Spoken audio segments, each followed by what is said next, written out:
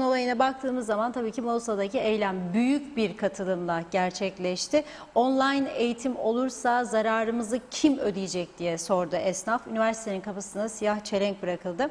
Bu arada karantina ile ilgili Bakanlar Kurulu kararı açıklandı. Resmi gazetede de yayımlandı. Karantina ücretleriyle ilgili karar. Karara göre Kuzey Kıbrıs Türk Cumhuriyeti vatandaşları, çalışma ve oturma izinlilerle ülkeye gelecek öğrencilerin karantina ücretleri, PCR test ücretleri devlet tarafından karşılanacak. Evet, hepsini ve daha fazlasını konuşacağız bugün programda. Sizlerin de mesajlarını ve yorumlarını, katılımlarını bekliyoruz diyerek gündem özele başlayalım. Merhabalar Sayın Akar. Evet, merhabalar Funda Hanım. Herkese hayırlı cumalar diyelim. Evet, bugün gündeme damgasını vuran en önemli konu tabii Doğu Akdeniz Üniversitesi online eğitim sistemine geçme kararı aldığı için oradaki esnafın eylemiydi. Ama siz yoğun katılım dediniz ya, aslında bana göre yoğun olmayan bir katılımla gerçekleşti. Bu da her zaman söylediğimiz ve iddia ettiğimiz gibi hakkını aramasını bilmeyen bir toplum var burada. Hakkını aramasını bilmeyen. Sin da gulle geçsin diye bir söz var Kıbrıslılarda. Aman otur sin de kal bakalım ne olacak. Aman bekle bakalım biraz daha ne olacak. 1800 kişi katılacak diye açıklama yapmışlardı. Nasıl hesapladılarsa onu da bilmiyorum 1800 kişiyi. Dün konuşmuştuk. Ama oradaki muhabirimize sordum. 800 olsaydı gene memnun olurdum dedi bana. 800'den mi yoktu dedim. Yok dedi. İşte ekranda görüntüleri arkadaşlarımız getirirse bir daha göreceğiz. Bugünkü eylemde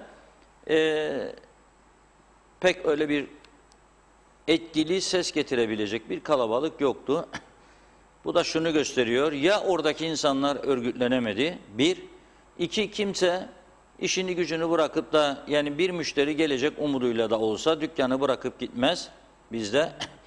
Üç, bana ne? Boynun altında kalan kopsun. Dört, eylem yapsak ne olacak? Kim dinleyecek bizi? Çaresizlik. Buna alışmıştık. Böyle bir şey.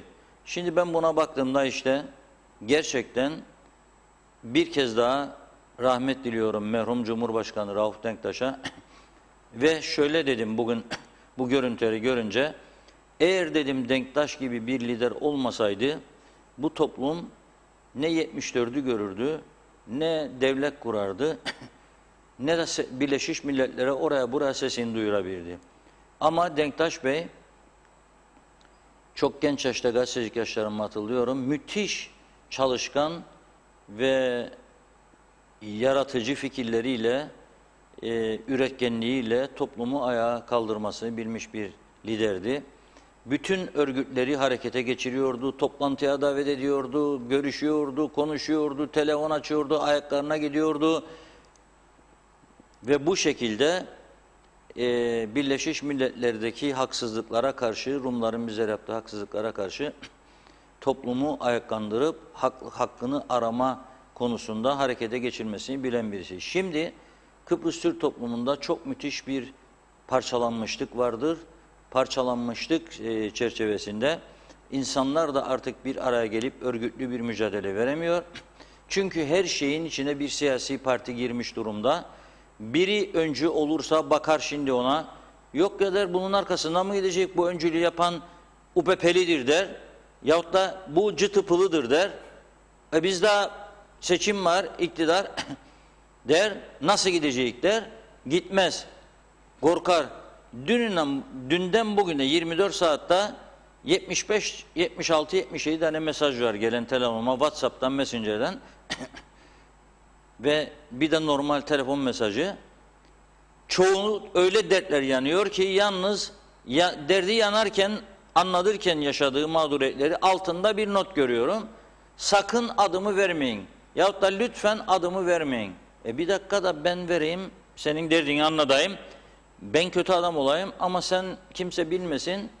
Nasıl çözüm üreteceğiz o zaman? Nasıl bir sonuca gidilecek? Bunu kimse söyleyen yok. Bugün baktım oradaki örgüt olay aslında çok mühim. Ve bu day yönünde oluyor bu eylem. Bunu da yukarıdan gören DAEÜ'nün üst kademesi bu eylemin olduğu saatlerde oturur bir karar daha alıyor, online eğitim sistemi olacak diyor. Yani sizde ben meydan okuyorum diyor DAEÜ yönetimi. Dün de başbakan oradaydı, ziyaretlerindeydi. Eğitim Bakanı şu an oldu, şu ana kadar bir kelime söyleyemedi. İstiyor mu online eğitim, destekliyor mu? Desteklemiyor mu? Bu da belli değil. Yani karambolde giden, freni patlamış bir arabayı düşün sen. Ne saat nereye gidip toslayacağı belli değil. Kimin ne yapmak istediği, ne yapacağı, nereye gideceğini anlamak mümkün değil. Yahu eğer ciddi bir sıkıntı varsa anarşi yaratmak olmaz tabii. Ne münasebet. Ama bir eylem yapıp sesini duyurmak ve yanlışlar varsa bunu düzeltilmesi sağlamak çok önemlidir. Eğer bu üniversite adanın en büyük üniversitesi ki devlet üniversitesi, eğer online eğitime geçtiyse yandı demektir. Bütün ülke, bütün o Mausa ve civarındaki esnaf yandı demektir. Eğer bu yananlar sesini çıkarmıyorsa ne yapmak lazım? Ne diyeyim ben? Yani sen yanıyorsan, eğer evinin önünde ateş varsa da bir kova su alıp dökmüyorsan ateşin üstüne, ondan sonra yangın evin içine girecek. O zaman ne yapacaksın? Yetiş itfaiye diyeceksin. Ama itfaiye gelinceye kadar evde ne yatak kalacak, ne organ. Nerede yatacaksın sonra?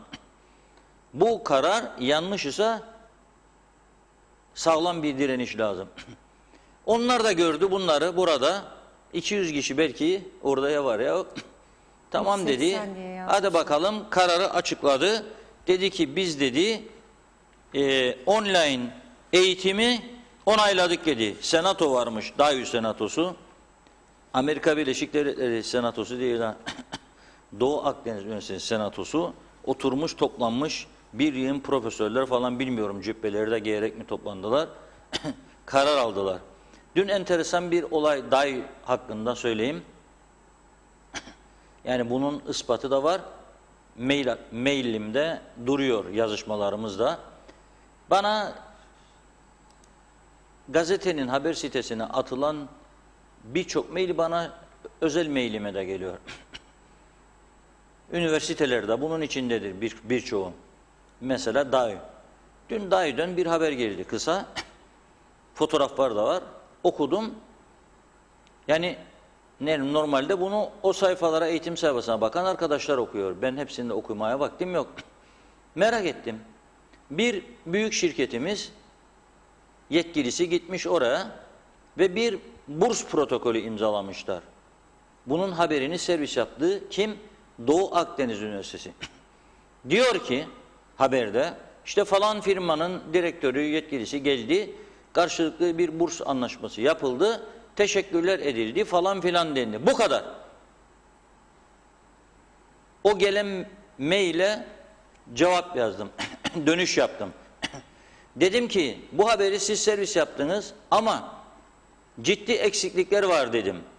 Mesela dedim ki kaç kişiye burs veriyor bu şirket? 2, hangi dallarda burs veriyor? 3, bunun maliyeti nedir? 4, kaç yıl sürelidir? Sonra bana dönüş yaptılar. Dönüşlerini bugün okudum. Diyor ki haklısınız sorularınızda. Doğu Akdeniz'den, basın halkla ilişkilerden. Ama firmalar genelde içeriğinin açıklanmasını istemiyorlar. O zaman daha vahim bir durum var. Bir vakıf üniversitesi yaptığı protokolün içeriğini gizliyorsa, karşı taraf istemez diye, o daha da vahimdir. Ha eğer çok ufak bir şey ise de sen bunu o zaman haber servisi yapmaman lazım. Yani bir kişiye, 2 kişi ise bu bursluk da istemiyorsun açıklayasın, azdır diye rakam, o zaman bunun haber değeri yoktur. Bunu açıklamaman lazım. Yani dikkat edelim, üniversitelerimiz, örnek olması gereken kuruluşlar bile şeffaf değildir. Kapalı kapılar ardında Washington herkes. Nasıl olsa bu düzeni sorgulayan yok, bakan yok. Yani dün başbakan oradaydı. Başbakan oradan çıktı, esnafın durumunu da görmüştür. Ama buna rağmen senatosu bu üniversitemizin online eğitim kararını bugün onaylamış. O eyleme rağmen. Eğer o eyleme de 200 kişi, 150 kişi giderse, 180 kişi, 1800 diyerek oraya 10.000 kişinin gitmesi lazımdı. Nerededir bu müteahhitler? Nerededir bunlar şu? Mausa'da 15.000 20.000 lirayken 60 70 80'lere çıktı daire fiyatları, 100'e çıktı. Sattı, herkes cebine koyan koydu parayı, koymayan koymadı. O daireleri yapanlar, o binaları yapanlar, öğrenci yurtlarını yapanlar neredesiniz siz arkadaşlar? Hepsi boş kalacak. Kiraya verenler neredesiniz? Ayakkabıcılar, çantacılar, konfeksiyoncular, kafeciler, restorancılar, sandviççiler, pizzacılar, dondurmacılar neredesiniz siz? Demek ki daha derinden hissedilmemiştir bu iş. Daha görecek günler var demektir. Bir ay, 2 ay daha zaman var demektir. Bunun üzerine fazla söyleyecek bir şey yok. Şimdi arkadaşlarımız bir eyleme dün vardı. Alsınlar lütfen bize Akçay muhtarını. Sayın Uğur Dereli köylüyü telefona alsınlar. Bakalım dün bir eylem yaptılar. Ve biz de o eylemi buradan canlı verdik. Evet. Nasıl bir sonuç verdi? Eylem, yayınımız. Bunu bir muhtarımızla konuşalım. Hayır, çünkü bir haberi veriyorsun, devamını getirmek lazım. Vatandaş da evinde oturur bizi dinlerken, şimdi ya iş yerinde, yahu der Mausa'dan bahsettiğinizde dün de bir Akçay'da eylem vardı. Ne oldu bu insanların su motorları çalışmaya başladı mı, elektrikleri bağlandı mı, yoksa hala susuz mular? Hiçbir etkisi olmadı mı bu eylemin diye merak ederler. Onun için yayınlayalım. Hazır mı telefonumuz arkadaşlar? Evet, telefonumuz hazır. Tamam. Evet, muhtarımız telefon hattımızda. Akçayköy muhtarı. Sayın Uğur Dereli köylü. Dereli köylü. İyi günler, iyi yayınlar Reşat Bey. Merhaba muhtarım, nasılsınız? Teşekkür ederim Reşat Bey. Uğraşmaya, mücadele etmeye devam. Evet, dün bir eylem yaptınız. Biz de canlı verdik eylemi. Nasıl bir sonuç getirdi bu eylem? Bir sonuç alabildiniz mi, yoksa aynı durum devam ediyor mu? Reşat Bey, dünkü yaptığımız eylem biliyorsunuz sizlerin de bizlere verdiğiniz destekten dolayı tekrardan teşekkür ediyorum. Bugün yine devam ettiği Reşat Bey'in dönemimiz. Sayın Elsen Genel Başkanı Sayın Kubilay Direktif bizlere bugün elektriği açılacağını söyledi. Yalnız bu elektrik bir hafta 30 gün süre için açılacağını söyledi. Dedim ki Sayın Başkan, köylünün bir kuruş borcu yok. O da dedi ki bilmiyorum Uğur, haklısınız, davanızda haklısınız ama biz bu görünen 9 milyon ve sizin köyün eskiden kalan 3 milyon borcu kimden alacağız, kim ödeyecek? Benim onların yetkili organları Su İşleri'ne bakan, kaymakamlığa bağlı merkez artı İçişleri Bakanlığı, onlar da oturup görüşmeniz lazım. Köylüye bu faturanın çıkmaması gerekiyor. Evet. Bu şekilde bir görüşme yapacak Reşat Bey. Yalnız bize 7 gün 10 gün sonra elektriğimizin, yani motorlarımızın sularını tekrardan keseceğini arkadaşlar bildirdi. Yani bir dakika, 10 gün size açıyorum mu dedi elektriği? Evet, 10 gün açıyorum. Biz davet ediyorum kaymakamlığı, yani bölge su işlerini, davet ediyorum İçişlerini, yetkilileri bu konuyu çözsünler, bizde taksitlendirsinler veya formül bulsunlar diyor Elsen. Evet. Yani bu söylediklerinizden şunu anlıyorum ben.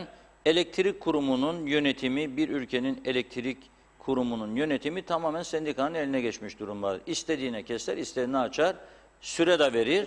Elektrik kurumu yönetimi de orada sembolik olarak durur.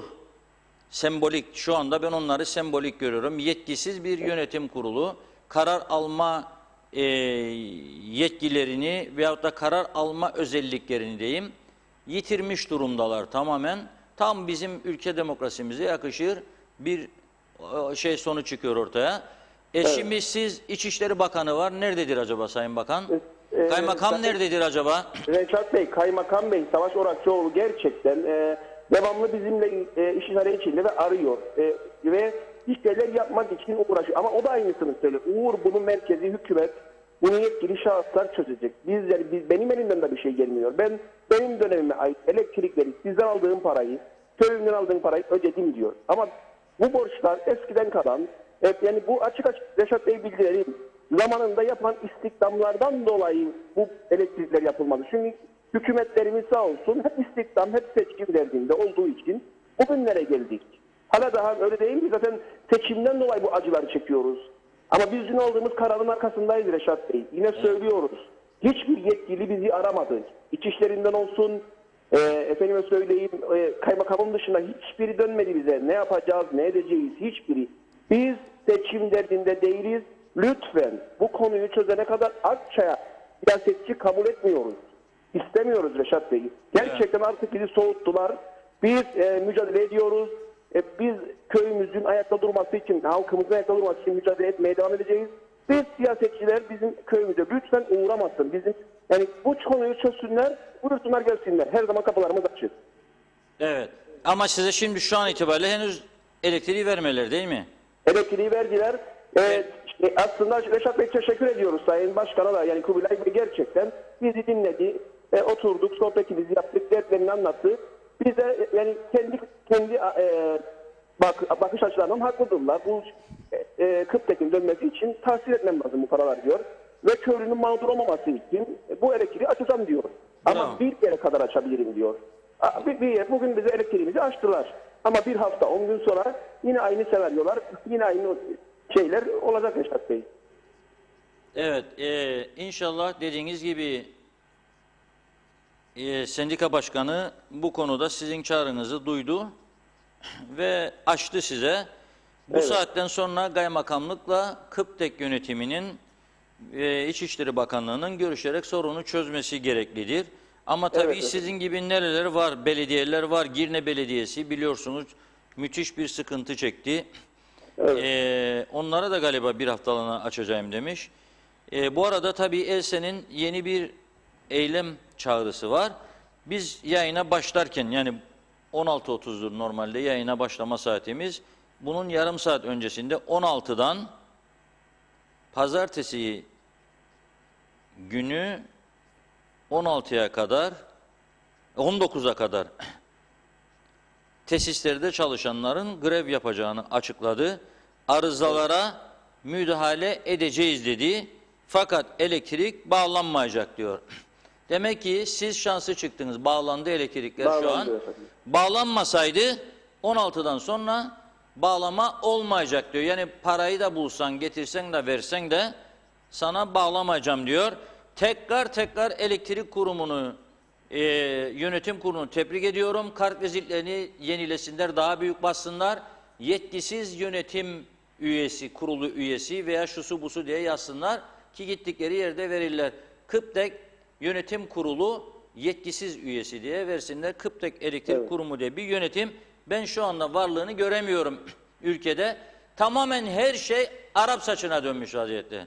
Arap saçı. Ama size bağlamasalardı bu elektriği bugün, merak etmeyin biraz sonra bir ilk olacak Kıbrıs Türk yayıncılığında. Bir yağmur duası okutacağız biraz sonra. Diyalog Artık medya olarak. evet. Hocamız Evet. hazırdır. Az sonra canlı yayında yağmur duasını okutacağız ve inşallah bu duadan Evet sonra Reşat Bey, inşallah yağmurlar yeni zamanda gelecek, yağmurlar gelecek. Narenciye bahçeleri sulanacak, kuyular dolacak, her taraf canlanacak inşallah. Ya da Reşat Bey kışta bol bol odun satacağız Lefkoşa sokaklarında. Büyük ihtimal öyle görülüyor. Odun satacağız. Niçin? Narenciye ağaçlarını kesmeye başlayacağız. Ha, kuruyan ağaçları kesip Tabii ya, dümdüz ovayı göreceğiz. Baktığımızda Akçay'dan Kalkanlı'ya kadar öyle dümdüz bir düzlük göreceğiz. Ağaç olmayan bir köy. Zamanla yok olmaya, yani zaten yok oluyoruz. Daha hızlı bir şekilde gideceğiz. Evet, hayırlısı olsun bakalım. Çok teşekkür ederim. Lahmacun fırınlarına müjdeler olsun buradan. Evet. Şöminesi olan bütün vatandaşlarımıza odun fiyatları düşecek. Çünkü narenciye ağaçları kuruyunca ne yapacak üretici? Satacak, odun parasını Zaten alacak. Reşat Bey 2 TL tonu su suluyor üretici. Bölgenin 2 TL, düşününüz ki 0,60 kuruşa sulama birlikleri var. 2 TL'ye Akçay suluyor. Yani bunun cevabını bile alamadık. Yani ilgili makamlara sorduk, bakanlara sorduk. Anlatıyor, biz anlayamıyoruz. Vallahi çözemiyoruz. Onun için ses ettik. Dedik hadi su olsun da 2 TL olsun dedik. Öyle bu şekilde devam ediyoruz. Evet. Peki muhtarım, hayırlı uğurlu olsun. Çok teşekkür ederim. Hiç olmazsa diliyorum size. 10 günlük bir süre kazandınız. Evet. Bu süre Mücadelemize devam zarfında- edecek Reşat Bey. İnşallah yetkililer duyar da seçimlere biraz ara verir. Bu konuyu çözer. Evet, teşekkür ederiz muhtarım. Ben Hayırlısı teşekkür olsun. ederim. İyi yayınlar diliyorum. Sağ olun. Teşekkürler, kolay gelsin. Evet, yani diyor ki Akçay muhtarı gidip sendika başkanıyla görüştük. Sendika başkanı bize 10 günlük bir süre verdi. Açıyorum dedi size elektriği. 10 günün sonunda anlaştı kaymakamlık kurumla. Parayı ödedi. Ödemezse 10 gün sonra gene keseceğim size dedi. Ama bu arada az önce de söyledim. Elektrik kurumu yönetimi yetkisiz ve etkisiz pozisyona düştü. Devletin kurumları, İçişleri Bakanlığı, kaymakamlıklar yetkisiz ve etkisiz konuma düştü. Bu şekilde bir yönetim mekanizmasının tüm ülkeye ve diğer kurumlara yayılması durumunda nelerin olacağını düşünelim. Allah acısın, Allah korusun demek istiyorum. Çünkü bu normal düzenlerde, demokratik düzenlerde kabul edilebilir bir yönetim şekli değildir tabii bize yaşattıkları. Bu arada bu susuzluk o kadar bir etkisini gösterdi ki şimdi çok konuştum ben, çok söyledim. Türkiye'yi eleştirenlere de hep şunu söyledim. Yani anamur suyu kesildi de 9 aydır boruları bağlamadınız da bağlayamadınız şudur budur. Ama şunu söyledim. Biz niye madem ki teslimiyet istemezdik, Türkiye'ye bağımlılık istemezdik, bizim kendi kaynaklarımız bize yeter diyorduk. Niye bu kaynakları yok ettik? Niye barajlarımızı, göletlerimizi biz su tutar vaziyete getiremedik? Neden ihmal ettik? Neden temizlemedik? Görüntüler vardır. Sayın Dursun Oğuz'un paylaştığı Tarım Bakanımızın Datlısu köyünden ve Datlısu Belediyesi'nin de paylaştığı görüntüler vardır. Arkadaşlar bir onu getirsin. Bir de Yeni Erenköy Belediyesi'nden vardır. Şimdi şöyle diyor Tarım Bakanımız, Tatlısu köyüne gitmiş bugün. Ülkemiz için diyor çalışmaya devam. Suyun çok değerli olduğu ülkemizde yağmur sularını tutmak ve depolamak amacıyla 25 yıldır temizlenmeyen göletlerimizi temizliyoruz. O çalılar, çirpiler önceki sonraki diyor fotoğraflarda. Hadi arkadaşlar uzaydan Mars'tan gönderin fotoğrafları. Ekrana gelsin. Gölet temizliği. Hah, bravo. Bak öncesi diyor. Bunlar göletmiş burası. 25 yıl kimse dokunmadı. Ya o nasıl olsa su vardır, kuyulardan çekilir, verilir. Sana ne göletten ye iç, yan gelilat, şeftali, şiş, meyhane. Tamamdır seçim, 8 ayda bir hükümet. Onu bakan, bunu müsteşar, bunu müdür, bunu bilmem ne. Sonrası diyor işte demek ki isteyince olurmuş. Demek ki temizlenebilirmiş. Şimdi buraları su tutacak diyor. Şöyle diyor.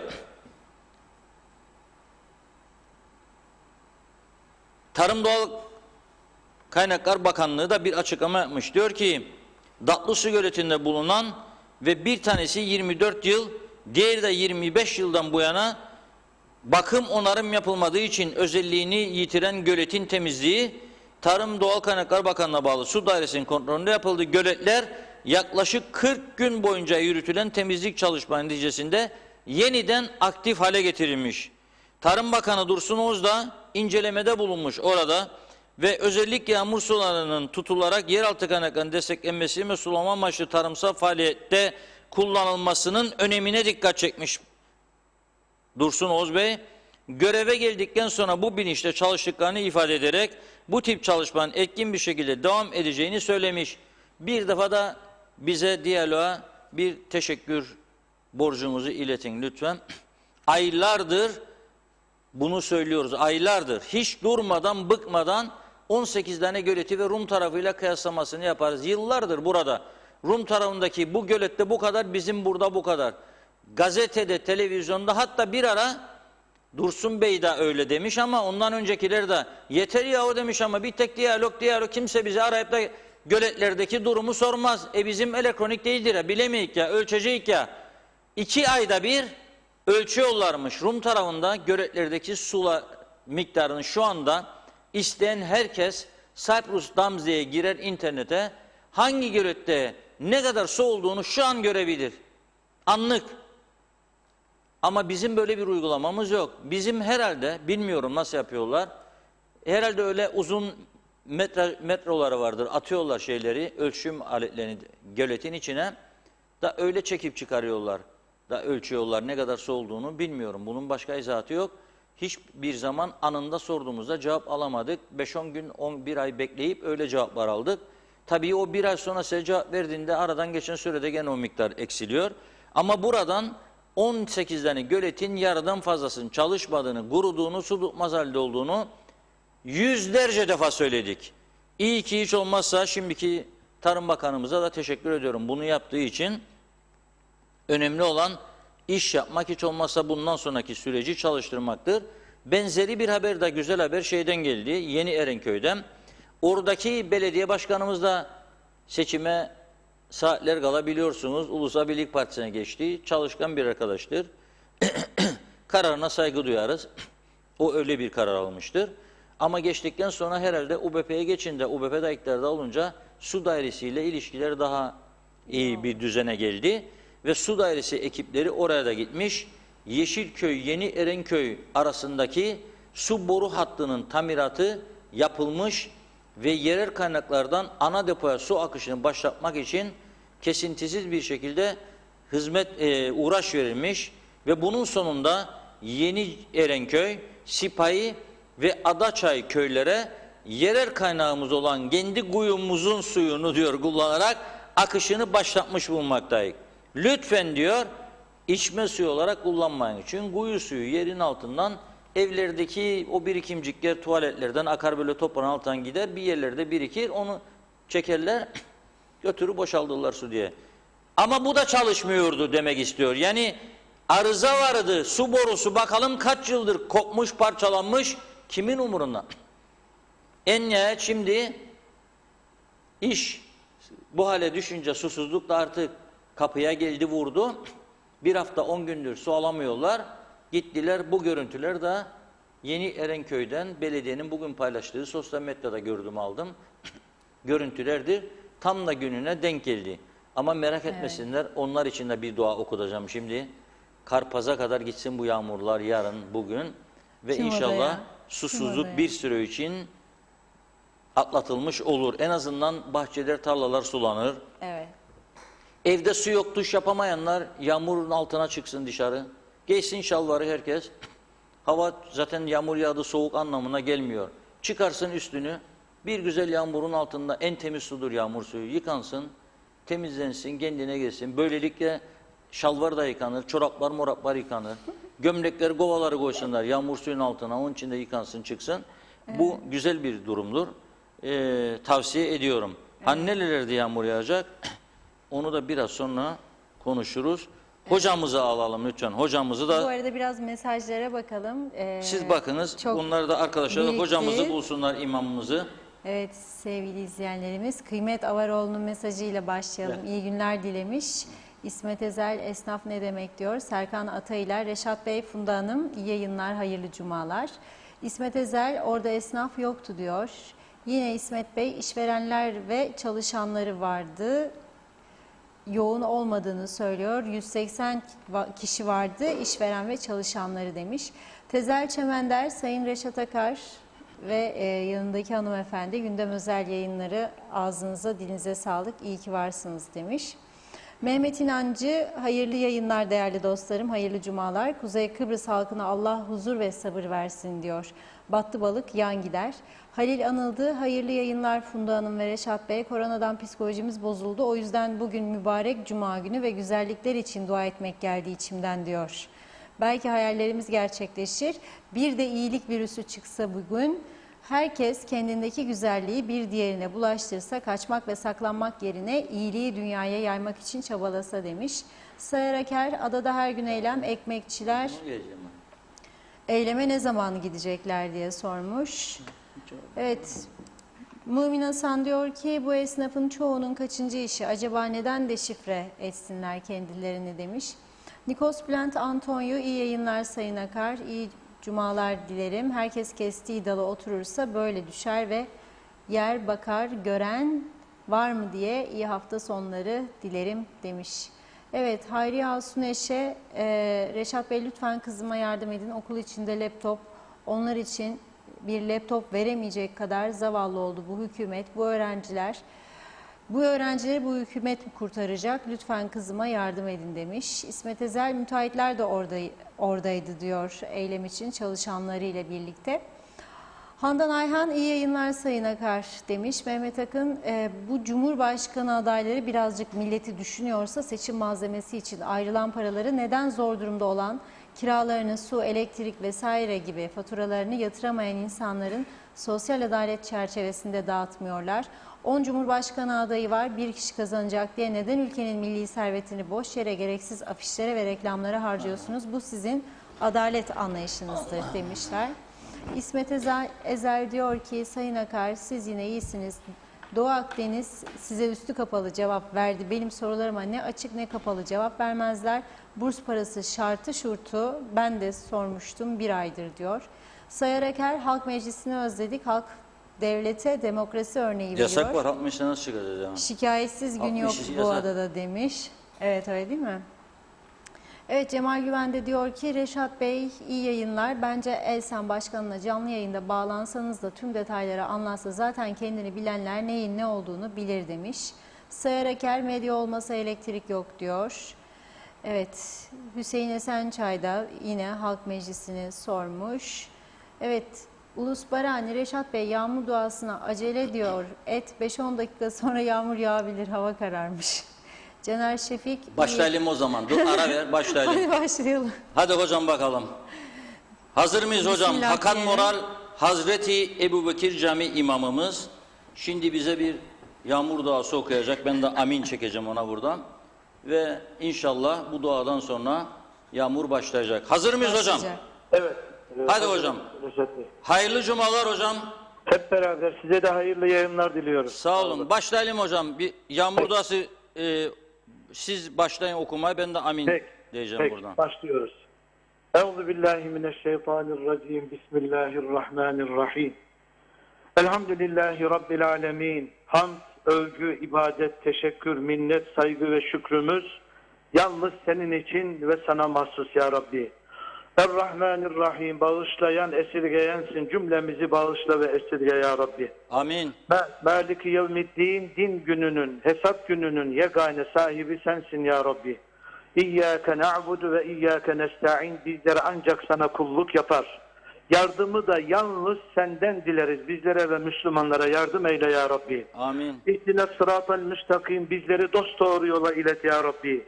Amin. Sıratallezîne en'amte aleyhim. Kendilerine nimet verdiğin o peygamberlerinin yoluna ilet ya Rabbi. Amin. Gayril mağdubi aleyhim veleddallin. Yolundan sapmış, gazabına uğramış, sapıklık ve dalalet içerisinde olanların yoluna bizi iletme ya Rabbi. Amin. Ya Rabbel alemin, uzun zamandır yağmur hasretiyle bekliyoruz. Bağlarımızın, bahçelerimizin, tarlalarımızın ve hayvanlarımızın ihtiyacı olan sular azalmaya, kaynaklar kurumaya başladı. Rahmetinle, merhametinle sen bizlere acı. Rahmet ver, yağmur ver, bol bereket ver ya Rabbi. Amin. Bizler çok hatalı insanlarız, boynumuz bükük, senden bir şey istemeye yüzümüz yok. Ama şu yaşlı neneler hürmetine, yaşlı dedeler hürmetine, çocuğunu emziren anneler ve annesini emen küçük yavrular hürmetine, meleyen kuzular hürmetine bizi rahmetinle, şefkatinle ve merhametinle kucakla. Bizden yağmuru esirgeme Allah'ım. Amin. Kur'an-ı Kerim'inde bize dua etmemizi emrettin, kabul edeceğini vaat ettin. Bize emrettiğin üzere sana dua ediyoruz. Bütün içtenliğimizle sana yalvarıyoruz. Vaat ettiğin gibi dualarımızı kabul eyle. Çünkü sen vaadinden dönmezsin ya Rabbi. Amin. Ya İlahel Alemin. Kur'an-ı Kerim'inde size hububat, tohumlar, bitkiler ve ağaçları birbirine sarmaş dolaş bahçeler çıkaralım diye sıkışıp yoğunlaşmış bulutlardan bol bol yağmur indirdik buyuruyorsun. Bu ümitle bizlere de semadan bol ve hayırlı yağmur ihsan eyle. Amin. Rahman isminin hürmetine bizleri göğün rahmetiyle ve yerin nimetleriyle bereketlendir. Bizleri Amin. ümidini kesenlerden eyleme. Bizlere hem bu dünyada hem ahirette iyilik ve güzellikler ihsan eyle. Amin. Nar-ı cehenneminden cümlemize azat eyle. Bizi, annemizi, babamızı ve bütün müminleri bağışla ya Rabbi. Amin. Dualarımızı kabul edensin. Bizleri huzurundan boş çevirme ya Rabbi. İçerisinde süreçten geçtiğimiz, özellikle bulaşıcı hastalık başta olmak üzere ülkemizde son zamanlarda sıkça rastladığımız yangınlar, doğal afetlerden cümlemizi, milletimizi inşallah kur ve muhafaza eyle ya Rabbi. Amin. Sübhane Rabbike Rabbil İzzeti Amma Yasifun ve selamun alel murselin velhamdülillahi Rabbil Alemin. El Fatiha.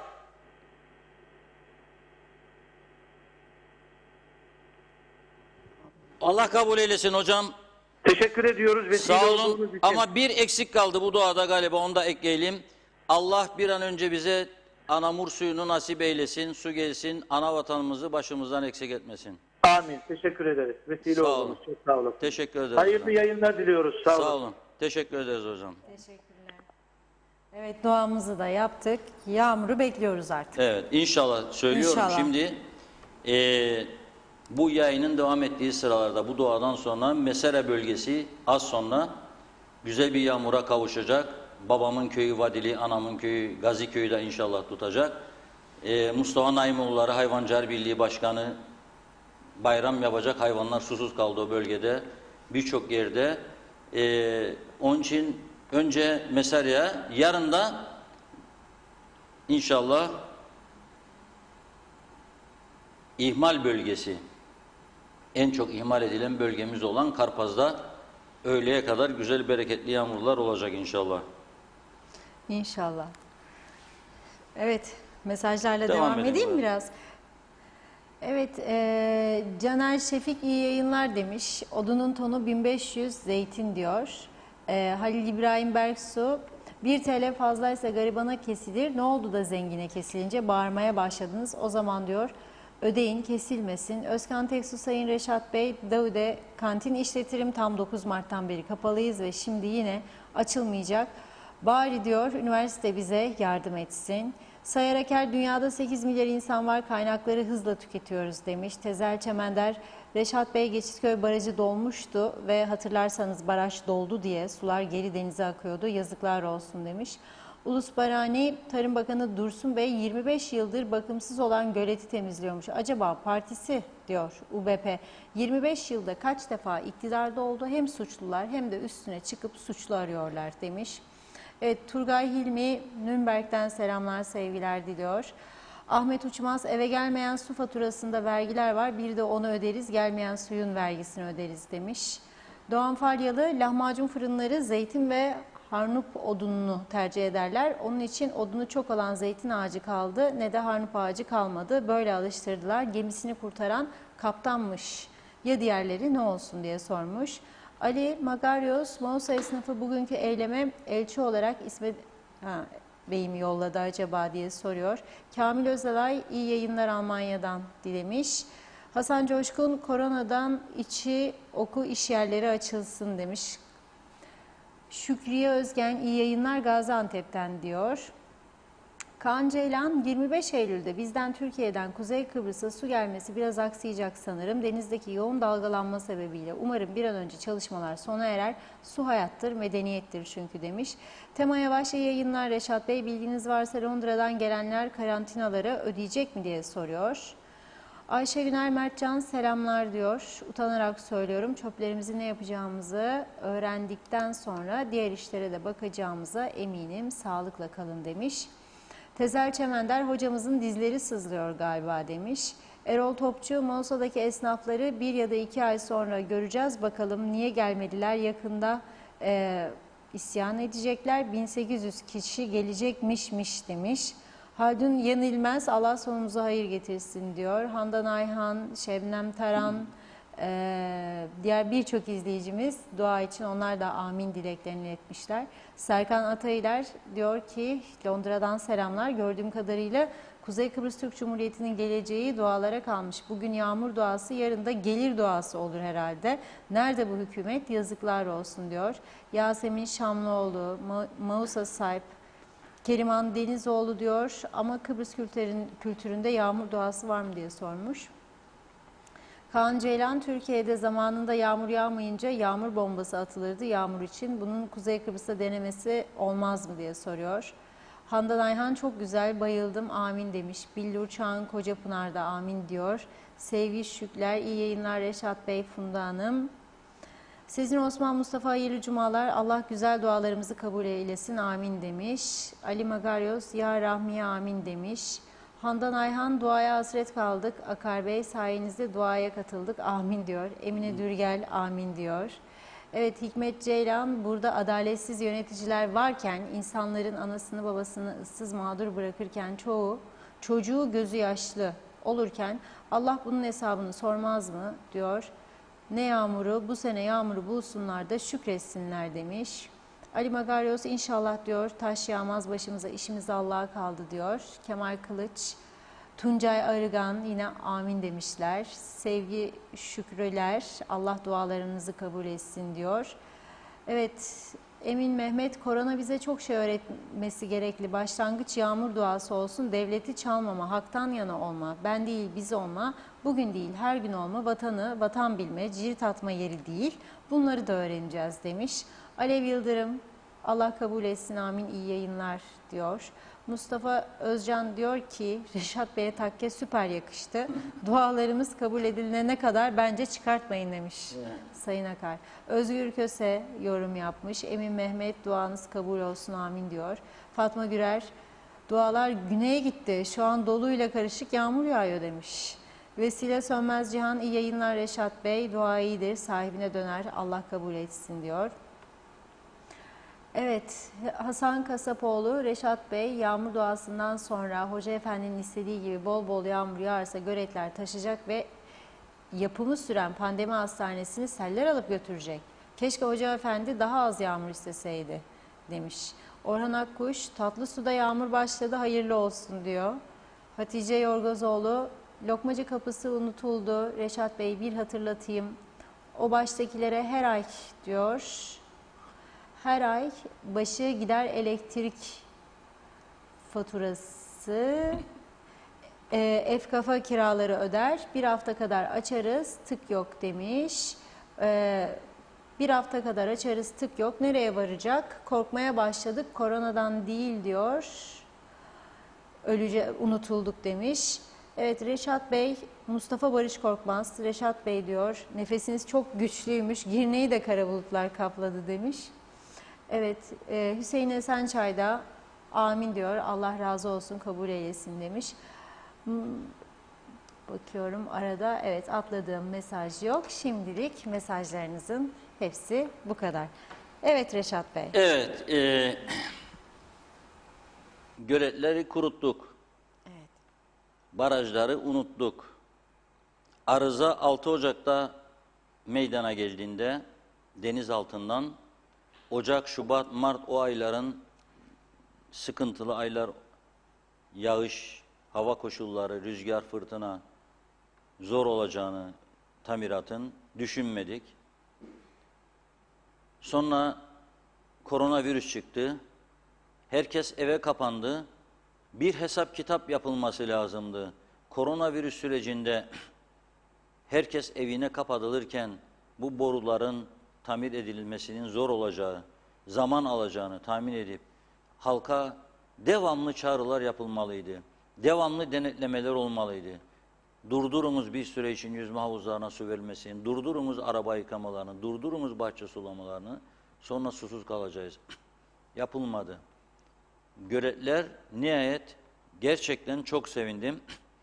Hiç olmazsa gitti Tatlısu bölgesine Tarım Bakanı. Meğer 40 gündür 30 gündür çalışıyorlarmış. Hiç olmazsa oradaki bir göleti temizlediler, su tutmaya başlayacaktır. Bütün ada çapında bunların yapılması lazım. Bize bir ders olması lazım. Eğer aybı yoktur bu işin, Su İşleri Dairesi'nin yeterli teknik elemanı yoksa, nasıl ki bulup her ay siyasi partilere bu paracıkları veriyor, nasıl ki her ay bu örtülü ödenekleri ödüyor. Ekonomisi iflas etmiş insanları 3 kuruşa muhtaç duruma düşüyor her gün bu ülkenin. Onu görerek ne yapması lazımdı? Oralardan bir yerlerden kesip dağıttığı yerlerden ihaleye çıkıp bu işi yapabilecek özel kuruluşlara verip oraları bütün göletleri temizledip su tutar hale getirmeliydiler. Ama bunları yapmak için tabii ki oturup vakit harcamak, plan proje yapmak, ülkeyi sevmek, bunun için çalışmak lazımdı. Ama yapılmadı. Dediğim gibi zaten her ay, sene, her 10 ayda bir, 12 ayda bir, 16 ayda bir hükümet değişen bir ülkede bunları beklemek zaten doğru bir şey değildir. Yapamazlar.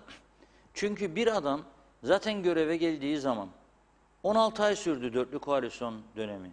14. ayda, 15. ayda daha personel alınması görevden ve atanması vardı.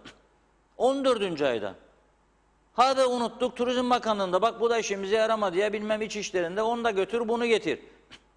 Yahut da bu adamı almadıydık görevden ama bak bize kafa tutuyor gönder başkasını getir. Daha iyi olacakmış gibi. O yeni gelen ta ki işi öğrensin zaten birkaç seneye ihtiyacı vardır. O birkaç seneyi bulmadan zaten o da görevden gidecektir. Yenisi gelecek yapamayacak. Dolayısıyla biz bütün bunca yılın ihmallerini yaşıyoruz şu anda. Ama bu saatten sonra olsun yaşadıklarımızdan ders çıkarıp ne yapmak lazım? Sorunların çözümü için çalışmamız lazım. Yeni Erenköy'de de belediye başkanı UBP'ye geçmesinin faydasını hemen gördü. İlk günden. Hiç olmazsa su boruları tamir edildi. Yarın UBP iktidardan giderse de sorun yaşar da CTP gelir, o zaman da CTP'ye geçmeyi düşünebilir köyünün menfaati için. Bu artık bu duruma geldi. 3 tane 4 tane sağ partiden her seçim sonrasında birinden birine geçen insanlar var bildiğim. Her seçim sonrası. Yani eğer iktidara gelen işini yapmıyorsa hemen ötekine geçiyor. Sonra geldiğinde o da yapmıyorsa ötekine geçiyor. Veya iktidara geldiğinde işini yapacağı umuduyla eskisini bırakıp ona geçiyor. Yapmayınca da işini dönüp tekrar eski yerine geri geliyor. O yüzden baktığımızda bundan sonraki süreçlerde Türkiye'den bu su gelecek. Türkiye burayı susuz bırakmaz. Yoğun bir çalışmanın olduğunu ben duyuyorum. Çok zor şartlarda çalışıyorlar. Denizin ortasında çok derinlerde boru döşemesi yapıyorlar. Kolay iş değildir ve oldukça ağır bu borular, oldukça uzun ve ağırlıkta kolay iş değil. Bağlanacak gelecek ama gene de biz kendi kaynaklarımızı kuvvetlendirmemiz lazım. Yeni barajlar yapmamız lazım, yeni göletler yapmamız lazım ve bunların bakımını, onarımını yapıp ülkeyi susuz bırakmamız lazım. Kuyularla bu çark döndürülemez. Kuyularla sağlıklı üretim yapılamaz. Yani ne kadar isterse söylesinler bizim kuyumuzdan çıkan su iyidir deseler de kuyu suyuyla üretim yapmak kolay iş değildir, sağlıklı değildir. Hele hele bizim kuyularımız birçok bölgede kanalizasyon yoktur diye atıklar bir yerlerde toplanmaktadır. İşte Girne'nin haline baksan kesti, jeneratörü koydu, jeneratör durdu. O saatlerde bütün atıklar denize verildi. Daha sonra jeneratör yenilendi, başka jeneratör aldı. Öteki jeneratör de devreye girince bir miktarını arıtıyor, 1/4'ünü ama 3/4'ünü de Girne'nin bütün atıklarını denize veriyor. Sonra da ne güzel kalkındık, Girne'de lüks modern binalar var. Hepimizin altında lüks arabalar var. Birçoğunun evinde yazlıklarda yüzme havuzları var. Bu mudur kalkınmışlık örneği? Öteki taraftan da yolların çökmüş, kuyuların kurumuş, su kaynakların tükenmiş, elektriğin tamam değil. Mesela elektrik kesintisi olmaz dediler. Bugün baktım, Belepayıs'ta 6 saat elektrik kesinti varmış. Niçin? Bakım onarım. Bugün Belepayıs, yarın Ozanköy, yarın Tatlısu, o bir gün Sipahiköy. Her gün birçok bölgede bakım onarım gerekçesiyle sular kesiliyor. Elektriğimiz de bu şekilde gidiyor. Gittiği kadar. Ha elektrik kurumuna borcu olanlar ödemesin mi? Evet ödesin. Ama bu konuda en büyük sorumluluk elektrik kurumunu yönetenlerdedir. Efendim baskı altındayız, bizi hükümet bırakmaz, bakanlar bırakmazlarsa seni sendika gelir alır senin yetkilerini ve o yapar. O zaman sana ben sorarım, senin orada ne işin var? Sembolik olarak durmanın ne manası vardı senin orada? Yani bunun bir kararını vermesi lazım. İnsanlar bazı konularda da kendini ön plana çıkarması lazım. Bu arada Belediyeler Birliği Başkanı Sayın Mahmut Özçınar'ın bugün TV 2020'de bizim kanalımızda yapmış olduğu açıklamalar da önemlidir. Polisi göreve çağırıyor Belediyeler Birliği Başkanı ve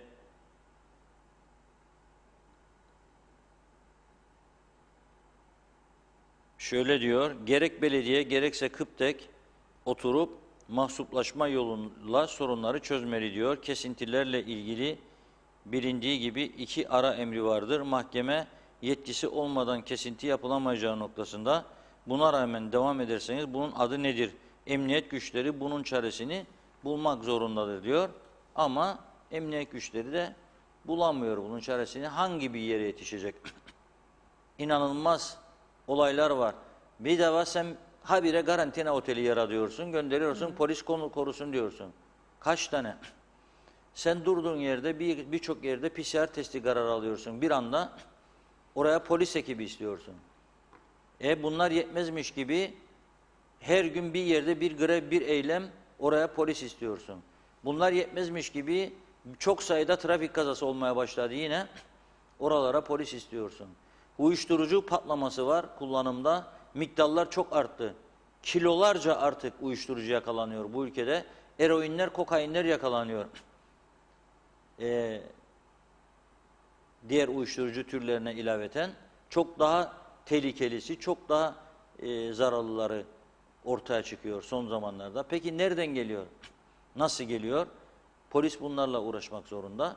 Yani bir yıl sıkıntı var. Polisin de kadrosu kendine göre ancak bu kadarına yetiyor. O yüzden de polisin üstüne yükleniyoruz ama acaba polis ne kadar çare üretebiliyor bu konuda? Bilemiyorum. Zor, işi zor yani polisin de zor. Çok zor. Evet, karantina ile ilgili izleyicilerimiz de hep soruyordu, merak ediliyordu. Bakanlar Kurulu da kararları açıkladı. Evet, nerede o bulamadım onu. Evet, karantina ücretleri. Karantina kararları gelmedi benim önüme. Neyse ama bugün Evet. bir açıklama yaptılar. Bakanlar Kurulu'nun almış olduğu karar var.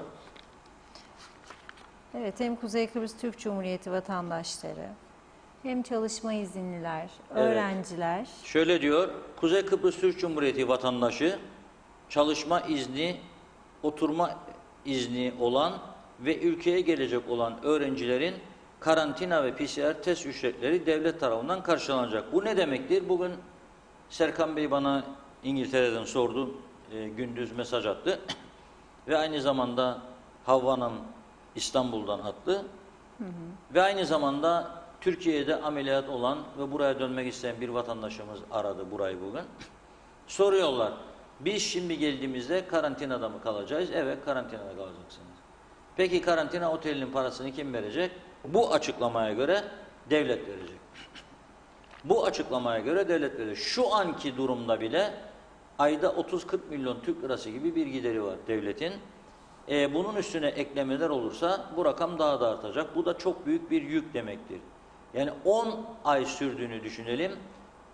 330 milyondan 300 milyon, 40 milyondan 400 milyon. Bir yıl sürdüğünü düşünelim. Yarım milyar 500 milyon Türk lirasına yakın bir gideri var demektir bu ülkenin. Bunu nasıl karşılayacaklar? Öte taraftan her zaman söylerim, yani yorulmadım, yorulmayacağım da. Benim bir tane turizm kentim en gözde olan Girne'dir. Lefkoşa'dan Girne'ye giderken orta refüjde otlar ağaç olmuş, çok tehlikeli boyutlara ulaşmış. Yolun içine sarkıyor. Şimdi yağışlı havalar başlıyor, yağmurlar, direklerden elektrikler yanmadığı zaman gece o yollarda araba sürmek ciddi tehlike arz etmeye başladı. Ve 20-30 bin, 40 bin Türk lirasına bu işi yapabilecekleri halde buna yönelmiyorlar. Dolayısıyla para yoktur gerekçesini ortaya koyuyorlar. Ben de buna inanmıyorum. Bu taraflara 30 milyon 40 milyonu veriyorsunuz ve neye dayanıyor bu gerekçe? Yani şimdi adam çıktı gitti Türkiye'de ameliyat oldu. Geliyor ameliyattan dönüyor, sen onu ne yapmaya? O evine gidecek, istirahat edecek, doktorların tavsiyelerine uyacak. Karantina merkezinde evindeki rahatlığı bulacak mı? Hayır.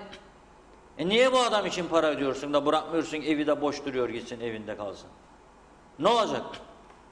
Zaten 2 tane PCR yapıyorsun. Yoktur, negatif çıkmıştır. Daha nedir bu? Yani buradaki amaç bilmiyorum, beni zaman zaman şüpheye düşürüyor ama şüphelendiğim noktayı söylemeyeceğim şimdi. Gerçekten şüpheleniyorum. Yani neden? Bir taraftan da KKTC vatandaşları için, yani bu İngiltere'den gelecek olanlar da kapsıyor herhalde. Evet. Çünkü demiyor hangi ülkeden gelecek olanlar için. Bu KKTC vatandaşlarını kapsıyorsa İngiltere'den gelecek birisi, karı koca, yaptı orada PCR'ını, geldi, sen burada da yaptın. Bir şey yok. Evi var Girne'de, evi var Maussa'da, gidecek Yalefkoşa'da. Sen ona diyorsun ki, hay ben seni 7 gün bir otele yollayacağım ya bir yurda yollayacağım. Orada hapis hayatı gibi kapalı. Kolay mı ya, gitsin kendileri kalsın, bir göreyim bakayım. Yani iyi olan, hasta olmayan bir insanı bir odaya kapatmak iyi midir? Gitsin bir kalsınlar bir hafta. Göreyim bakalım herhangi bir yetkili. O insanların yaşayacağı psikolojik sorunları. Bazıları denize nazır bir otele giderse sabah uyandığında balkondan denizi görür, belki umutlanır bir hafta. Ya sabır ya sabır, bir de tesbih alsın eline. Çeksin ya sabır ya sabır ya sabır. Tamam, hadi belki geçer. Farklı yerlerde, şehir işlerinde, orada burada barındırdığına sen bu insan nasıl geçecek bir odanın içinde 7 gün? Ve ailesi de ona hasret bekleyecek. Yani bu olacak iş değil. Ne yapmaya bunda ısrar ediyorlar, onu anlamış değilim. Yani ne yapmaya ısrar ediyorlar bilmiyorum. Evet, bir iki mesaj okuyayım yine izleyicilerimizden. Sonra sizde de muhakkak mesaj vardır Reşat Bey. Hülya Uysal yorulmaz da amin demiş. Okumadan geçmeyelim. Sümer Rüstem bir tarikatta siz kurun diyor. Ondan sonra Mehmet Osman Safa, Şubat'tan beri bu ekranlarda bu suyla bu duruma geleceğimizi bağırdınız, çağırdınız, kimse kale almadı, dinlemedi. Şimdi işimiz doğaya kaldı. Allah kabul etsin, amin demiş. Zihni Kalmaz, Ercan'daki ihalesiz taşımacılık olayı hakkındaki yorumunuz ne olur? Bakan uçağın geleceğinden haberi yokmuş, ihale açacak zaman yokmuş, bir sürü martaval, memleket nasıl yönetiliyor diye sormuş.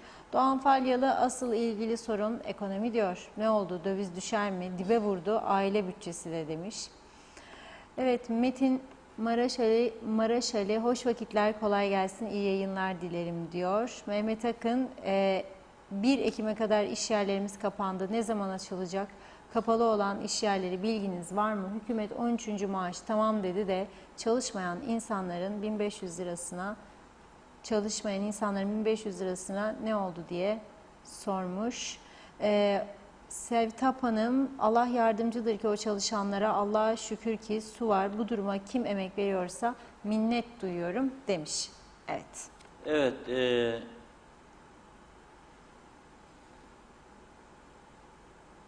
Biraz önce okuduğumuz mesajların içerisinde Arasta Çarşısı'yla ilgili de sorular vardı. Yani lokmacı kapısı kapalı. Evet. Hala da oradaki esnaf iş yapamıyor. Çoğu kepenk indirmiş.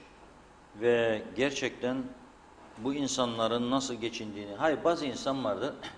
Emeklidir, hiç olmazsa sosyal sigortalardan veya devletten bir miktar alır da erken emekli çıktığı için orada bir dükkan işletmiş olabilir. Ama bazıları vardır. Baba mesleğidir. Yıllardır, 20 yıldır, 30 yıldır, 40 yıldır arası da dükkan işletiyor. Ve oradan birkaç kuruş gelir sağlayarak hayatını idame ettiriyor. Mart'tan beri kapalıdır bu lokmacı kapısı. Ve bu insanların yegane müşterisi lokmacıdan geçen yabancı ağırlıklı turistlerdi. Rum değil, yabancı ağırlıklı. Yani Rumlar da geçirdi belki ama onlar pek fazla alışveriş yapmaz. Esas alışveriş yapanlar yabancılardı. Şimdi o da yok. Fakat ben merak ediyorum. Dün işte Cumhurbaşkanımız esnafı gezmiş Ve o gezintiden sonra yaptığı açıklamada hem onların anlattıklarını dinledim diyor, hem de ben kendi gözlemlerimi, durum vahim diyor, tahminlerin ötesinde diyor. Çünkü oradaki insanlar kan ağladı. Tabii gidince gördüğü durumu kan ağladı. Şimdi bunu ne yapmak lazım? Bunu bu anastosyalisten konuşup bu kapıların bir an önce açılmasını sağlamaktır. Bizim buradan güneye geçişlerimizde bir PCR testi yeterlidir. Bir daha istemez senden KKTC yönetimi. Git gel. Aynı PCR'ın. Ama anastosyadis yönetimi 3 günde bir senden test sonucu ister. 3 günde bir. Dolayısıyla 3 günde bir test yapmak her baba yiğidin harcı değil. Yani kim yapacak? Adam gelecek arabasına benzin koysun diye Rum tarafında 65 derler, 85 euro derler. 2 farklı fiyat duydum bugüne kadar. Bir PCR testinin maliyeti 65 euro verecek. Arabasına koyduğu benzinden kurtaracağı para 5 eurodur ya 8 eurodur. Nasıl versin 65 euro PCR için gelsin gitsin? Bir hafta sonra boşaldığında depo bir daha gelecek, bir daha PCR. Gelmez adam. Bu tabii araçlı geçişler için söylüyorum. Ötekiler de aynı. Yürüyerek gelecek, ne alacak benden? Turist geçecek, güneyden gelen turistler Lokmacı'dan oturup Büyükhan'ı görecek diye 65 euro verecek hali yok. Yani o nedenle bu konuyu ciddi ciddi ele almalarına fayda vardır.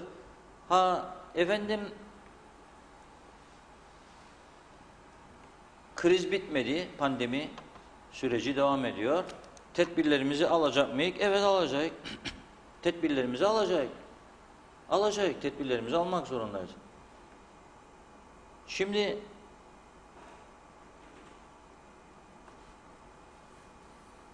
Ruhi Yıldız Bey yazıyor bana. Ona da biraz değineyim de. Bu ülkeyi yönetenlere diyor, beceriksizlikle suçluyor tabii. Aldığınız kararların temelinde ve derininde diyor, Türkiye'li olup KKTC'de yaşayanları bıktırmak, sindirmek ve o insanların ana vatana dönmesine sebep oluyorsunuz. Sonradan vatandaş olanlara da yapıyorsunuz bu ayrımcılığı diyor. Bu diyor ırkçılıktır diyor. Buraya küsmesine, bu insanların buraya küsmesine sebep oluyorsunuz. Çok insan döndü diyor. İddiasına göre 184 bin Türk vatandaşı diyor Kıbrıs'tan dönüş yaptı Türkiye'ye diyor. Artık burayla ilgili gelecek umutları kalmadı diyor. Bugün diyor 15 yıllık bir arkadaşım diyor, birlikte çalıştık 15 yıl diyor. Onu da yolcu ettik diyor. 4 nüfus gitti diyor. Kaynak ve belge benim diyor. Kendisi. Doğrudur. Şimdi tabii turizm açılmazsa, kazinolar, oteller açılmazsa bu sayı daha da artacak diyor. Bugün çok üzücü bir haber daha aldım. Çok sevdiğim bir arkadaş geleceğini buraya kurmuş. Ailesiyle evlenmiş burada. Çocuğu olmuş. Ve tabii Mart'tan beri çalıştığı kurum kapalı. Haziran'da açıldı. Bir otelde çalışıyordu.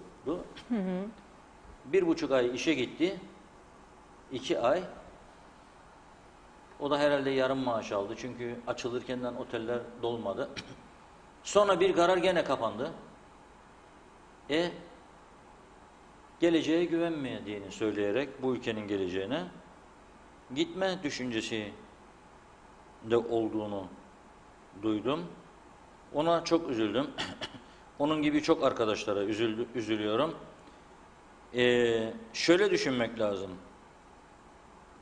Ben bu konuya şöyle bakarım. Bizim 250 bin, kimine göre 300 bin insanımız İngiltere'de yaşıyor. Ben de yaşadım. Ve vatandaşlık hakkım vardı. Müracaat edebilirdim. Formalarını getirttim. İndirdim internetten. Doldurdum da fakat göndermedim. Olmak istemediğim için değil. karar verdim, Kıbrıs'a döneceğim. Kendi kendime dedim, yani burada aile için, çocuklar için uzun vadeli bir hayat görmüyorum dedim. Birçok sakıncalı noktalarını gördüm. Yabancı mı istersin? %65'i 70'i Londra'nın yabancı olmuş. Çok sayıda Polonyalı. Yol ortasında bizim 3 point dediğimiz üçlü dönüşler ki yasaktır İngiltere'de. Ama onların yoğun olduğu bölgelerde yapıyorlar, kimse bir şey demiyor. Romenler, hırsızlıklar birçok bölgede başlamış. Bunu görünce doldurmadım. Ama şöyle bir şey, ben kendimde bu hakkı gördüm ama müracaat edip vatandaş olma hakkını. Ve belki de vatandaşlık almış 100 bin, 150 bin Kıbrıslı Türk var. Peki biz o ülkeye, İngiltere veya başka bir ülkeye gittiğimizde kendimizde vatandaşlık hakkını görüyoruz da bu ülkeye gelip 15 yıl, 20 yıl hayatını buraya adapte etmiş, çocukları burada doğmuş, burada okullara gitmiş, burada arkadaşlıklar edinmişler. Onların hakkı yok mudur? Yani biraz da insanın kendi kendini test etmesi lazım. İyi düşünmesi lazım. Bir ağızdan çıkacak lafa, bir yazılacak bir yazıya iyi düşünerek tepki vermesi lazım. Gücendirmemek lazım. Netice itibariyle et tırnaktan ayrılmaz bir durumdayız Türkiye ile. Türkiye'siz hiçbir zaman Kuzey Kıbrıs'ın veya Kıbrıs'ı Türklerin olmayacağını herkes aslında bilmektedir. Yani bunu kabul etmeyen, belki 10 binde bir sayısı olan veya binde bir olan insan çıkabilir. Ama bence genelinde böyle bir görüş yoktur Kıbrıslı Türklerin. Ve bu insanları üzmemek lazım. Kendi insanımız gibi görmek lazım. Ve ona göre hareket etmek lazım. Ondan sonra Erol Canseç arkadaşımız bugün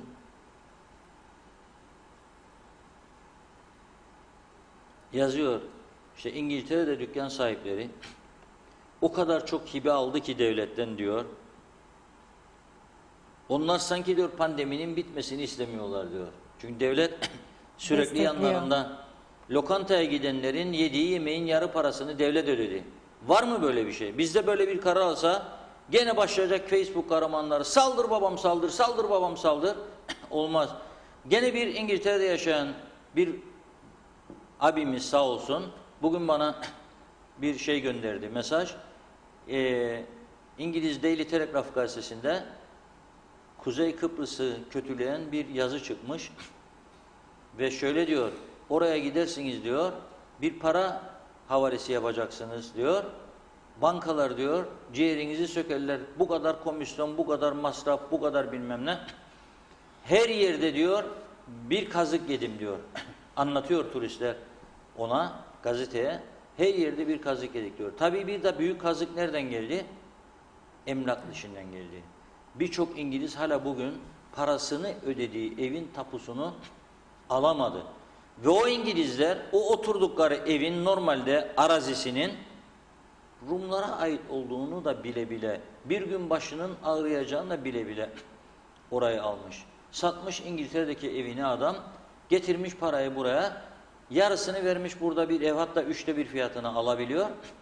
Almış, peşin ödemiş, evinin tapusunu hala alamamış. Zaten evin içine girmesinde de çok büyük bir kısmı kazık yemiştir.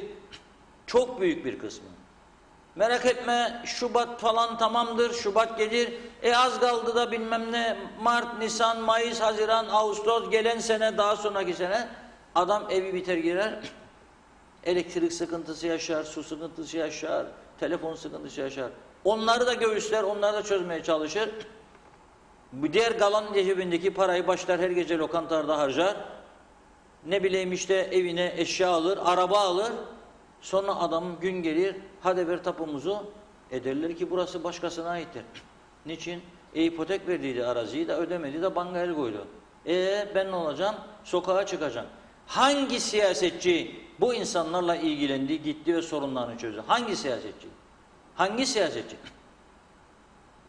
Bu ülkede kazanan daima kazıklayan taraf oluyor. Bak, herkes buna dikkat etsin. Bu ülkede kazanan daima kazıklayandır. Ve bu ülkede mahkemelere gidip istediği şekilde karar alanlar da popülizm yapanlardır.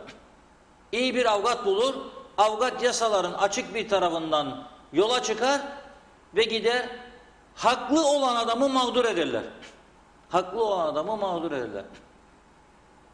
Ve sonra da dönerler bunun kahramanlığını yaparlar. Kazandık, zafer, zafer, zafer. Sen ayakta nasıl durduğumu bilir miyim ya acaba? Ayakta nasıl durduğumu. Zafer nasıl kazanılır? Topun var, tüfeğin var, gücün var, imanın var. Öyle kazanırsın zaferi. Topun yok, tüfeğin yok, gücün yok, imanın hiç yok. Da zafer zafer ha. Neyin zaferi? O zaman herkes sonucuna katlanacak, ortaya çıkan sonuçları.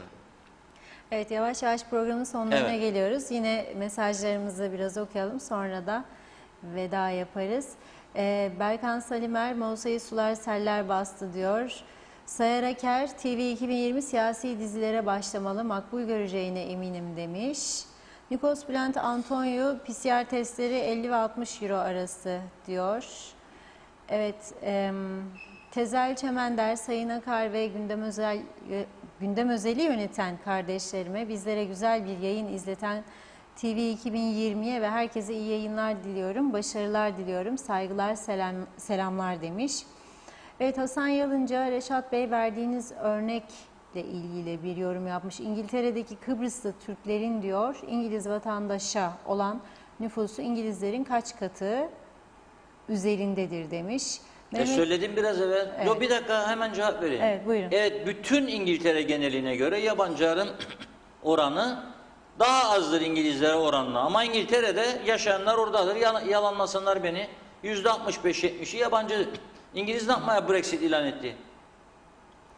4,5-5 milyon Polonyalı vardır Londra'da. İngiliz mi görürsün Londra'da? Hele Türklerin yoğun olduğu Kuzey Londra'ya gidelim bakalım. İngiliz mi var? Ben yaşadım orada. Kaldım. Birinden akıl istemem mi İngiltere hakkında? İngiltere'yi çok iyi bildiğime inanırım ve her gün de devam ederim İngiltere'yi takip etmeye. 2 tane günlük gazete gelir her gün ofisime. Ayrı zamanda internetten de gelmeyenleri. Londra'dan bahsettim. Kıbrıslı Türklerin sayısı, ben Kıbrıslı Türklerin sayısı azınlığa düşsün. Daha işte yabancılar bizi geçmesin vatandaş konusunda ayrı bir tartışma konusudur. Şunu da sorarım o zaman. Bu kadar batırdık, tükettik her şeyi şimdi ve herkes Türk vatandaşlarına ayırıyorum dışarı. KKTC vatandaşları içerisinde kaç yüz kişi var son haftalarda göç eden ve bundan sonra kaç bin kişi göç edecek? Ne yapacağım ben? Nüfus kalmazsa bunun içinde ne yapacağım? Eskiden nasıl Türk nüfusu arttı bunun içinde? Lefkoşa'da doğmaydık hepimiz. Yoksa Konya'dan mı getirdiler bizi? Ve başka yerlerden. Onu da düşünmek lazım.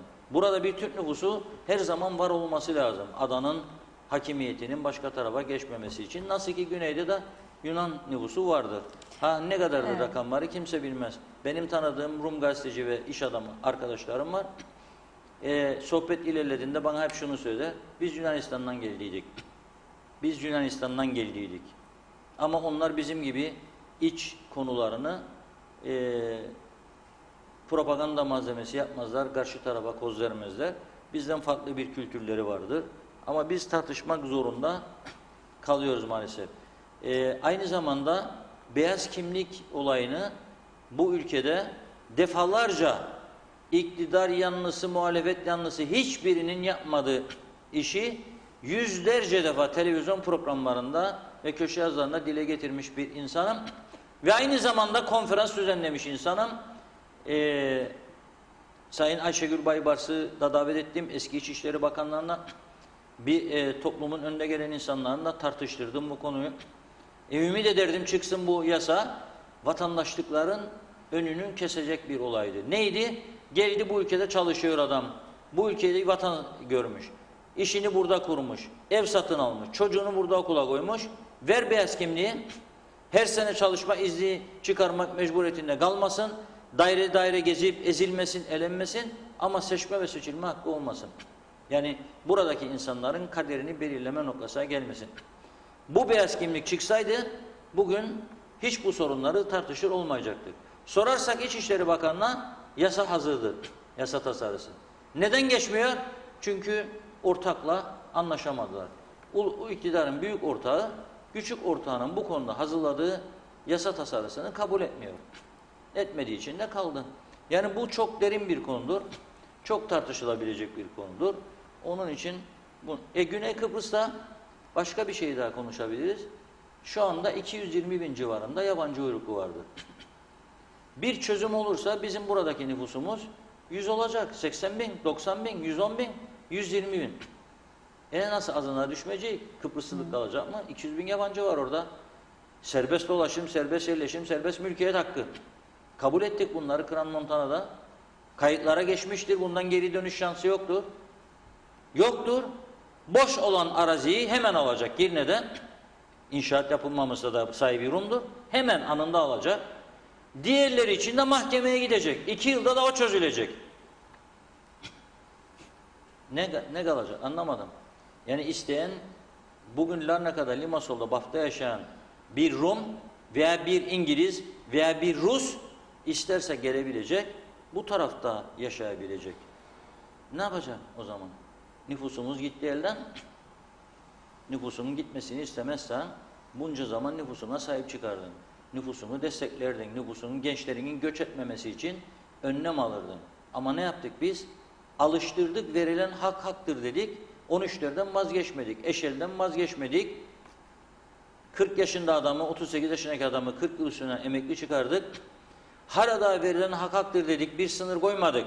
Mesela 8 bin Türk lirasının üstündeki maaşlara bir miktar vergi koyarak o paralar ondan elde edilecek kaynakla yeni istihdam yaratalım. Polisin eksiğini giderelim. Tapu dairesinin eksiğini giderelim. Su dairesi eleman istermiş. Bak karayollar yapalım. Yapmadık. Bunu kim yarattı? Biz yarattık bu düzeni. Başkası yapmadı ya bize. Biz kendimiz yarattık. Verilen hak haktır. Geri alınmaz dedik. Tamam da peki ben sana şunu sorarım o zaman. Aynı evde 2 tane 15 alan varsa 30. Da o bir tarafta komşuda 1500'e muhtaç. Bu nasıl bir adalettir bu ülkede? Hakkı verdim. Kim verdi hakkı? Tesadüfen siyasetçi olmuş. Tesadüfen de bir dönem bakanlık yapmış insanların. O zaman verdiği yanlış kararların sonucudur bu. Düzeltmek de senin yerindedir. İnsanların parasına el koyalım, çalalım da vermeyelim meselesi değil. Ama böyle bir kriz yaşarsan hayat mebat meselesi oldu. Bu iş artık ayakta durma, yaşama yaşamama meselesine geldiyse tedbirini de alırsın. Ama öyle bir siyasi irade göremiyorum. Elektrik kurumuna sahip çıkamayan bir irade var. Hükümet var. Bak ne diyor Ekonomi Bakanı? Karar aldım diyor, açıkladım diyor. Gece diyor beni aradılar, dediler ki uçaklar durdu. Benim aldığım kararlar diyor o an bitti. Ve bana danışmadılar bile, sormadılar bile. Bu irade o zaman sorgulanması gereken bir irade değil midir? Bu ülke yönetimi sorgulanması gerekir bence. Bugün bu kararları açıkladı. Alo Sayın Bakan dedim. Cevap vermez. Meğer ben çalarmam o açmaz. Uçaklar ne zaman başlayacak? Aldığın kararı da nasıl gelecek bu insanlar? Hangi uçaklar? Doğru. Ondan haberimiz yok. Uçaklar uçacak mı uçmayacak mı? Uçmazsa bu insanlara sen garantina ödeyeceğim diyerek açıklama yaptığında nasıl gelecek bu insanlar? Yüzerek mi gelecekler? Yoksa Larnaka'ya mı yönlendik artık? Larnaka'ya mı yönlendiriyoruz? İstanbul'daki adam nasıl gelecek Larnaka'dan? Atina'ya uçacak. Atina'dan Larnaka'ya öyle mi gelecek? Yani bilmiyorum. Çok ciddi çelişkili iştahatlar var. Yani bunlara bir an önce inşallah bir çözüm getirirler. Evet, son 1-2 mesaj okuyacağım hızlı. Mehmet Akın'ın mesajını. Cumhurbaşkanı Aras'a çarşısını gezdi, gördü, durum vahim dediniz. Ben de soruyorum, Cumhurbaşkanı İngiltere'de yaşıyor herhalde. Şu ülkede siyasiler birazcık hizmet etse bu ülke neden bir Norveç, Danimarka, İsveç olmasın demiş. Okan Baysan da Girne bölgesindeki emlak verginizi diyor belediyenin web sitesinden ödeyemiyorsunuz. Kıbrıs'ta yabancıların en çok yaşadığı bölge olduğunu ve sıkıntıyı dile getirmiş. Ve evet bizler de süremizin sonuna geldik. Son olarak Sayın Akar neler söyleyeceksiniz? Son olarak en önemli söyleyeceğim şey hayatımda ilk defa takke giydim. İlk mi? İlk defa hayatımda takke giydim. Yağmur duasını yaptık. hocamız da. Ama bunu herkes de birbirini tanır, beni de tanırlar. Esasen bunu yapmamın sebebi bizi susuz bırakan yöneticileri mahcup etmek içindir. Sana 18 tane baraj, gölet yapmış Türkiye. Sen bunları kurumaya terk etmişsin. Hiçbirini temizlemeyip bakımını yapmamışsın. Sen Mausa'da denizden su arıtan bir şirket bulmuşsun. İsrail'den gelmiş sana kurmuş. Parasını ödememişsin, adamı kaçırmışsın. Sonrasında da mazaret olarak bana demişsin ki 1 dolardır tonu, çok pahalıdır, biz bunu kaldıramayız. Bu tür bir yatırıma gitmemişsin, hiçbir çare üretmemişsin ve beni şimdi vatandaş olarak 2 tane seçenekle karşı karşıya bırakmışsın. Birisi kuyu suları, lağım suları, demek daha doğru. İkincisi de yağmur duası. Yani dua edelim, yağmur yağsın inşallah da susuzluk bir nebze gitsin. Sen beni buna terk ettiysen nasıl bir ülke oluşturduğumu iyi düşün. Nasıl bir yönetim şekli oluşturduğumu iyi düşün. Ve gittik sonra iradenin elden gittiğini gördük sonra ne görevi yaptığını konusunda kendi kendini sorgula. Tümü için geçerlidir bu sözüm. Ben bu makamdayım ya bu görevdeyim ya bu makama talibim ama benim de yaratabildiğim düzen bu ülkede budur. Veya yaratabileceğim düzen budur. Sineye çektiğim düzen budur. O zaman kendini sorgula. Tamamsa tamam. Devam et. Tamam değilse yeterdir. Ağzınıza sağlık. Çok teşekkür ediyoruz her zamanki gibi değerli yorumlarınız için. Evet sevgili izleyenler, Gündem Özel'in bugünlük de sonuna geldik. Ama önemli bir anonsum var. Bu akşam Cemre Akar'la 360 derece seçim özel programı var. Cumhurbaşkanı adayı Serdar Denktaş konuk olacak. Gençler ona sorularını soracaklar. Bir de bir uyarım daha olacak sizlere. Kuzey Kıbrıs Türk Kızılayı da gezici kan bağışı aracı bugün Girne kordon boyunda olacak. 17 ile saat akşam 22'ye kadar orada kan vermek isteyen vatandaşlarımıza duyurulur diyerek programı kapatıyoruz. Haftaya görüşmek üzere efendim. Hoşça kalın.